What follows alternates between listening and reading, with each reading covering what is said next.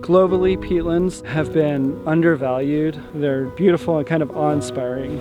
Peatlands are a type of wetland that are important ecosystems in terms of biodiversity, water storage, water quality, and they are big carbon sinks. While peatlands only cover 3% of the Earth's surface, they store on the order of 30% of the world's organic carbon.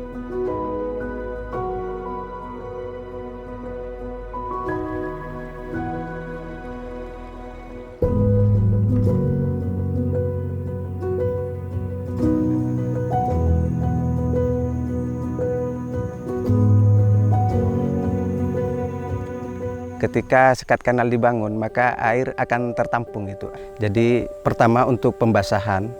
Untuk pembasahan yang kedua adalah untuk ketika petani membutuhkan air untuk menyiram apa yang mereka tanam itu.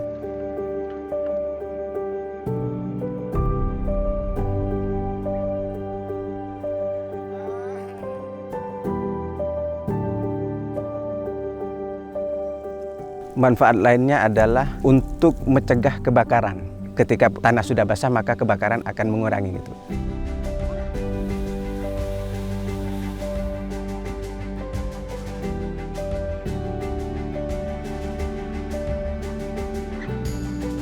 Peatland restoration is really important. For a little bit of restoration work, we can enhance carbon sequestration and protect these valuable ecosystems.